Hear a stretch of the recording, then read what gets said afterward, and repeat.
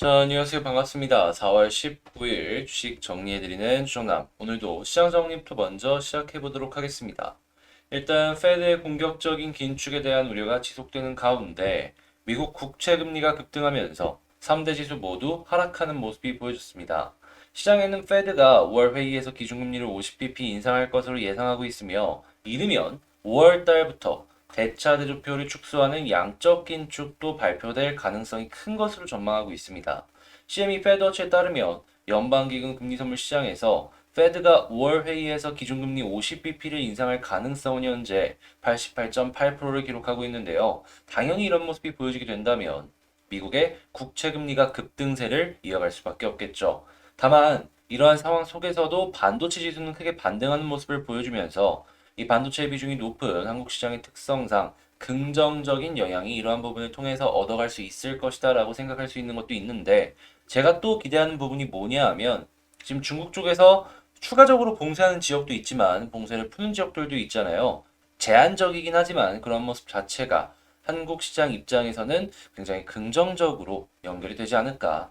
그래서 이제 저는 이러한 부분을 기대한다라는 거, 얘는 이렇게 생각하는구나 참고하시면서 넘어가시면 좋겠고요. 자, 국제유가는 WTI 기준 108.21달러, 1.18% 상승 마감, 채권은 약세, 달러는 강세, 금 가격은 상승 마감하였습니다. 자, 그러면 조금 더 디테일한 내용을 위해서 뉴스를 보면서 하나씩 하나씩 살펴보도록 할게요. 일단 이 에리언, 연준, 인플레 목표를 3%로 높여야 될 수도 있다라고 이야기를 하고 있습니다. 지금 아무래도 이런 소리들이 계속해서 나오다 보니까 인플레 우려 속에서 국채 금리가 3년 만에 최고치를 기록을 하는 등 인플레 관련된 이야기들이 나오고 있는데요. 지금 실제로 러시아랑 우크라이나 사태로 인해서 에너지랑 곡물 쪽의 변동성이 어마어마하게 큰 것들을 이렇게 확인을 할 수가 있습니다. 그러면 이제 5월 달에 FOMC에서 금리 인상 같은 경우에는 어쩔 수 없을 것이다 라고 생각을 할 수 있는데 지금 그 다음에 FOMC에서도 또다시 연달아서 야 이거 잘못하면은 바로바로 금리 인상 두 번 연속으로 되겠구나 이거를 좀 생각을 해볼 수가 있겠죠. 그리고 그런데에도 이 물가가 안 잡히게 된다면 빠른 시간 내에 또 한 번이 진행이 될 것이다라는 걸 예상을 해볼 수가 있고요.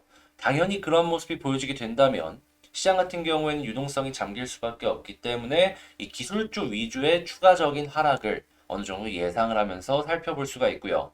다만 이럴 때 우리가 기대를 할 수 있는 부분은 뭐가 있냐면 최근에 이 미국의 금융 쪽이 아무래도 금리 인상이 단기적에 팍 올라가는 모습 때문에 이 손실이 좀 생겼단 말이에요. 근데 얘네들 같은 경우에는 금리가 높은 고금리를 유지하면 유지할수록 결국에는 높은 실적을 꾸준하게 유지를 할 수밖에 없기 때문에 시장이 안 좋은데도 불구하고 이들은 되게 좋은 모습을 보여줄 가능성이 높단 말이죠. 당연히 한국 시장 역시도 금융 쪽 같은 경우에는 증권을 제외하곤 봐도 괜찮을 것 같다. 저는 이렇게 생각을 합니다. 자, 그리고 이렇게 좋은 부분이 있다면 당연히 안 좋은 부분은 생길 수밖에 없겠죠. 미국의 4월 주택시장 지수는 77로 심리가 악화되었습니다. 지금 4개월째 하락하는 모습이 보여지고 있는데 최근 그 주택에 사용하는 돈이나 아니면 이제 그 원자재 사용되는 양 같은 거를 사용을 생각을 해봤을 때 여전히 높은 위치를 좀 유지를 하는 거를 좀 알 수가 있는데 근데 이러한 이제 주택 심리가 좀 많이 꺾이는 모습이 보여주게 된다면 이거 꺾이겠구나. 고점에서 물린 사람들 타격이 좀 있겠구나. 이걸 생각을 해볼 수가 있겠죠. 이게 어떤 식으로 스노우볼이 굴러갈지는 모르겠지만 하나씩 하나씩 이런 부분이 있다라는 걸 체크를 하시면서 보시면 좋을 것 같고 당연히 이거는 미국의 문제뿐만 아니라 전 세계의 문제이기도 하다. 거기다가 전쟁까지 얹혀졌기 때문에 이번에 세계은행 같은 경우에는 전 세계 성장률을 1% 가까이 전망치에서 낮췄다라고 합니다. 당연히 한국 역시도 여기에 악영향을 받겠죠. 지금 규제 풀어서 혁신형 소형 원자로 개발의 속도를 내야 된다라고 여야가 동시에 같이 이야기를 했습니다. 뭔 소리냐? 요거는 속도를 낼 수밖에 없을 것이다.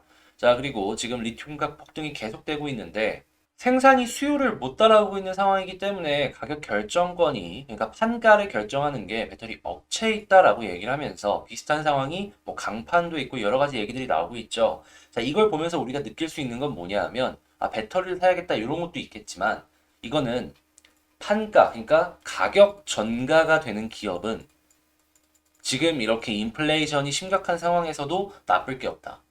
결국엔 판가 올라가면은 영업이익률은 일정 수준을 항상 유지를 생각을 하면서 올리는 것이기 때문에 이 영업이익 자체는 올라갈 수밖에 없거든요. 그럼 당연히 회사 입장에서는 더욱더 커질 수 있는 발판을 마련한다 생각해 볼 수 있겠죠. 그래서 이 가격 전가가 되는 기업들 위주로 여러분들께서 살펴보시면 향후에 한 1에서 2년 정도 주식시장을 볼 때 매우 긍정적인 결과물을 만들어 나갈 수 있지 않을까라는 생각이 드네요.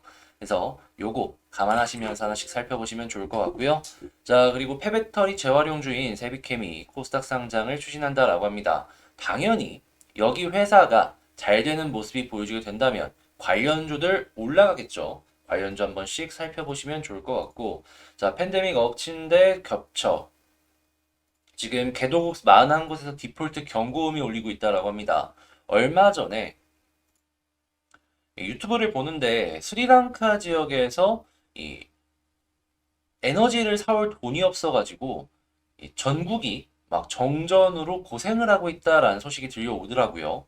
여기 스리랑카라고 써 있죠. 뭐 IMF랑 협상하고 있다 뭐 이런 얘기가 나오면서 현재 독재하고 있는 대통령을 좀 이제 내려가라 하야 하라 막 이런 얘기들이 나오는 것까지 확인을 했었는데 이게 우리가 생각했던 것보다 조금 더 심각할 수 있겠다라는 건 감안을 하시면서 보시면 될 것 같고 그리고 무엇보다 전 세계 금융이 엮여 있는 부분들이 상당히 많기 때문에 이러한 모습이 한 번에 갑자기 빵 하고 터지게 된다면 이거는 주식시장에 좋든 나쁘든 영향을 크게 줄 수밖에 없을 것이다라는 거 감안하시면서 살펴보시면 좋겠습니다. 자, 이렇게 시장 정리를 한번 싹 해봤는데 일단 여러분들께 도움이 되었으면 좋겠고요. 도움되었다라고 생각을 하시는 분들은 구독과 좋아요 한 번씩 눌러주시면 감사하겠습니다.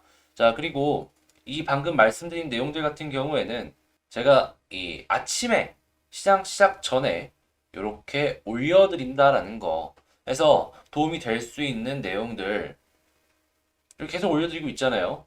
그래서 이런 것들 같이 공부해보고 싶다라고 생각하시는 분들은 지금 이 텔레그램 링크 같은 경우에는 제 채널의 커뮤니티 거기에 있거든요. 링크가. 그 링크를 통해서 들어와 주시면 되겠습니다.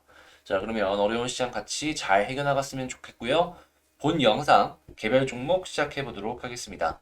제가 이번에 가지고 온 종목은 두산중공업을 가지고 왔습니다. 일단 두산중공업 확실하게 눌러주던 자리들을 다 뚫고서 위로 올라간 다음에 자리 잡기를 성공적으로 보여주고 있죠. 그렇기 때문에 저 같은 경우에는 지금 위치가 굉장히 긍정적이다라고 생각을 하고 있는데요. 앞으로 이 두산중공업을 어떻게 살펴보면 좋을지 지금부터 하나씩 살펴보도록 하겠습니다. 일단 먼저 나와 있는 뉴스부터 살펴보자면 지금 여당 야당 할 것 없이 규제 풀어서 이 소형 원자로 개발의 속도를 내야 된다라는 의견을 하나씩 이야기를 하고 있습니다. 그런데 문제가 생기고 있죠. 한국 쪽의 규제가 워낙 많기 때문에 대기업들이 원전을 다 해외에다가 투자를 하고 있습니다. 뭔 소리냐? 국내에서 지금 당장 이렇게 이야기를 하더라도 딱히 진행이 될 수 있는 게 뭐가 안 보여진다라는 것이에요. 그러면 이 국회의원들이 어떻게 하겠습니까? 뭐라도 좀 성과를 내야 될 거 아니에요. 기존보다 빠른 규제 해제를 기대해 볼 수도 있을 것이다. 자, 그러면 두산중공업 입장에서는 그러한 모습이 보여지면 보여질수록 지금 당장 국내에 어떤 투자를 안 할 수 있더라도 관련 섹터로 연결이 돼가지고 쭉쭉 올라갈 수 있겠죠. 자, 그리고 뉴스케일 파워가 곧 있으면 이제 상장도 준비를 한다라는 이야기들이 나오고 있는데 거기에 따른 시세 차익이나 아니면 들어오는 돈으로 연구 개발을 통해서 관련 섹터에서 앞서 나가는 모습 또한 기대를 해볼 수가 있고요. 뭐 말로는 25년, 26년에 인허가 시점이 되어야지 투자 유치 가능할 것이다라고 이야기를 하는데 요거는 바꾸기 나련 아니겠습니까? 그래서 이러한 부분들 긍정적인 영향으로 두산중공업에 작용을 하고 있다라고 생각을 하시면서 보시면 될 것 같고 자, 그럼 수급이랑 차트 한번 보겠습니다. 일단 수급을 한번 보자면 이거 참 금융투자 쪽에서 이틀 연속 사길래 완전히 방향이 바뀌었나 싶었는데 조금 아쉬운 모습이 어제 그저께 보여줬습니다. 그래도 아직 끝난 건 아니라고 이외의 다른 기관들은 지금 이 순간에도 매수를 해주는 모습을 보여주고 있고 외국인 역시도 어제는 팔았지만 오늘 다시 매수해주는 모습을 보여주고 있기 때문에 야, 이거 금투만 마저 좀 돌아서 준다면 여기서 쭉 올라가는 거 생각해 볼 수 있을 것 같다. 이 수급을 통해서 생각을 해볼 수 있겠습니다.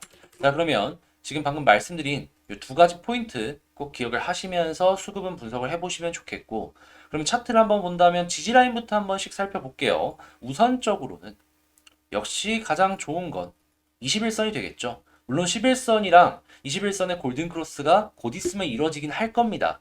그래도 핵심은 21선이 우선되지 않을까 생각을 해요. 그리고 만약에 여기서 지지를 해주는 모습이 보여지게 된다면 볼린저 하단 찍고 21선 돌파 시 볼린저 상단 이렇게 가는 거 많이 나오기 때문에 충분히 기대를 해봐도 된다라고 생각을 하고요. 그런 모습이 나오게 된다면 그러면 이 매물대가 많이 쌓여있는 이러한 부분들 한번 터치 가능하지 않을까 저는 생각을 합니다. 그리고 지금 역헤드앤 숄더와 이번에 만약에 여기를 그냥 찍고 떨어지는 게 아니라 돌파까지 진행을 하게 된다면 요 부분까지 뚫어서 추가 상승까지 기대를 해봐도 양호하지 않을까 싶네요. 자, 그러면 정리를 한번 해보자면 일단 지지라인은 여기 아래쪽에 있는 이런 부분도 체크를 해야 되지만 지금 단기적으로는 21선이 가장 핵심인 것 같다. 자, 그리고 두 번째 이런 모습이 보여지면은 일단 볼리는 상단까지 갈 가능성이 높고 잘하면은 위에서 떨어지는 추세 라인 요거 돌파할 수 있다. 그러면 본격적인 상승 기대 가능하다. 자, 그러면 요 아래로 떨어지지만 않는다면 지금은 기대하면서 살펴보자. 이렇게 정리를 할 수가 있겠습니다. 자, 이렇게 말씀드리면서 두산중공업을 한번 싹 맞춰봤는데요. 도움되었다라고 생각을 하신다면 구독과 좋아요 한 번씩 부탁을 드리고요.